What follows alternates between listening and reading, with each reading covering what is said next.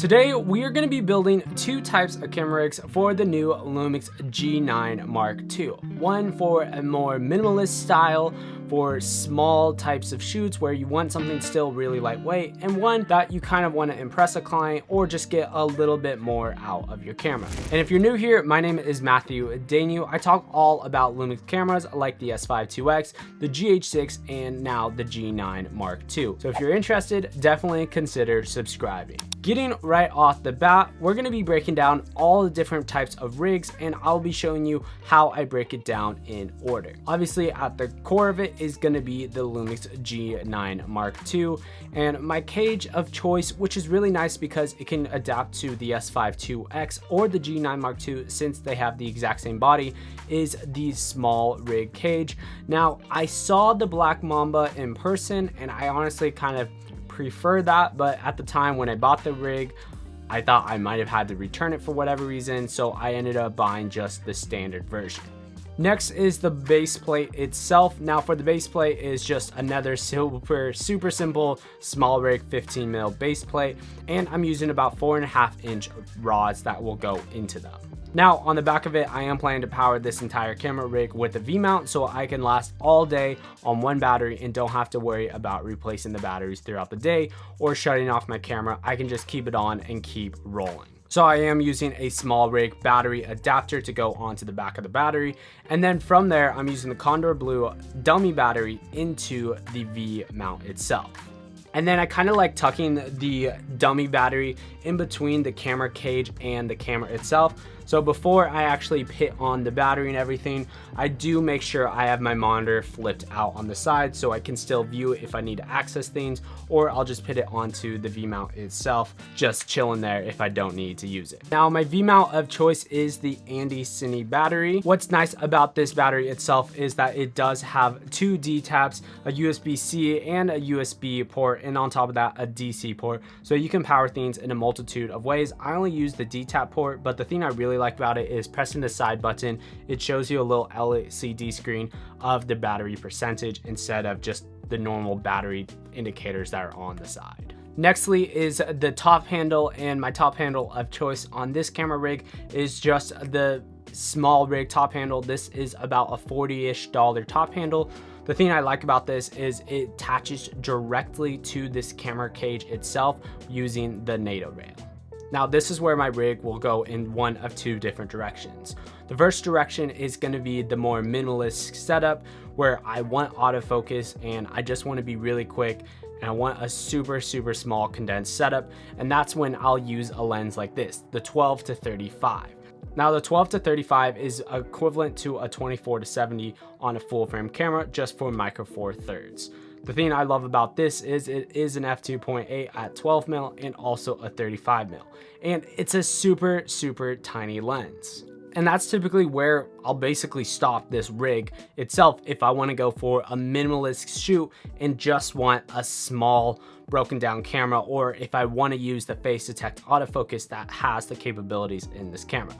Sorry for interrupting you for 1 second, but if you've been liking what I've been creating so far on this channel, or if you watched a bunch of other videos of mine, definitely consider subscribing. It means a lot. Anyways, I'll let you get back to the normal part of the video.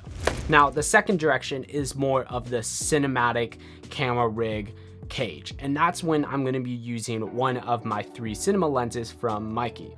They're 25, 35, or 50mm. Now, the thing that I love about using cinema lenses besides using common zoom lenses or autofocus lenses is that these lenses give a lot more character to the image than a normal zoom lens. Now, the next thing I will throw on this camera whenever I'm using any type of cinema lens is gonna be a follow focus system. So this one right here is just the small rig one. It's really nice because you can set your A/B points on the bottom. I personally like rigging it on top, so I do use the NATO rail with a 15mm rod on top. The reason I like putting it on top is when I'm pushing my focus towards something, that means that my focus is going away from me, versus when I pull it towards me, my focus is coming closer. I know the new small rig follow focus system allows you to inverse it however you rig it onto your camera. Feels a little bit more natural when it's on the top for myself, especially if I'm holding the camera super low. I don't have to put my left hand even lower. It can be still near the top and pull focus like that. Now, the last two items that I will add to my camera rig is going to be a monitor setup and then my matte box. Now, so for my monitor setup, I am using a Condor Blue mount and NATO rail. The thing that I like about this is it screws directly onto the small rig top handle, and then using the NATO rail that you can screw on into your monitor, it can slide directly onto the plate itself. And it makes it really fast taking on and off the monitor whenever I'm setting this up or tearing it down. Now, my monitor of choice right now is going to be the LUMIX 5. I just made an entire video talking about this monitor, but it's kind of a cool small HD budget monitor. It's super color accurate, has tons of great settings and features, and is honestly surprisingly pretty bright for the price point. I power this entire thing using an NPF battery, just a kind of a hefty one. You can buy two of them for about $36 on Amazon. And the thing that I like about using this over an NPF to DTAP is it doesn't drain my DTAP battery, and it kind of lasts the entire day if I'm using about half to maybe 80% backlit brightness on the monitor itself. Now, for my HDMI cord, I am using a Condor Blue threaded HDMI cord, and I kind of really like this because of how strong and durable this is. It doesn't feel like it can break with a simple cut, or it's not morphing or forming. I feel like it just protects the HDMI cord in this way. And finally, the last thing I'm adding to my camera cage is going to be a matte box. Now, the matte box is going to be used for one of three purposes. The first one is going to be, it's going to be able to cut out flares, and whenever you're filming towards the sun, you can put that top of the matte box down and it will be able to cut out some of those flares and glares from the sun or some type of light. The second reasoning that I love using a matte box is you can put a 4 by 5.65 filter. So this is a square filter, which could be an ND filter or it can be a black mist filter. It does get a little bit pricey when you start getting into the square filter realm, and it slows down the process of filmmaking, but those type of filters tend to be a lot higher quality. And the third and final reason, which is a little bit of an unfortunate reason, is the impression a matte box is able to give to a client.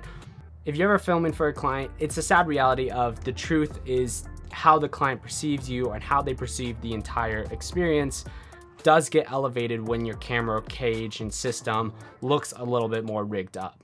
The client will accept how much more they're paying you when your camera looks more professional because it has a matte box on it. Which sounds so silly and it's so dumb.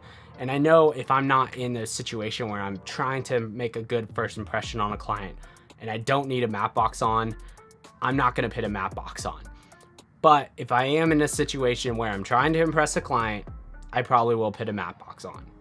That's just the reality of the truth. I know I might get some hate in the comments for that, but what can I do? One of my favorite parts about this entire camera rig is actually the monitor. If you want to check out an entire video where I'm reviewing the LUMIX 5, check out that video right here. And then YouTube recommends you might like this video right here. Until next week, guys, peace.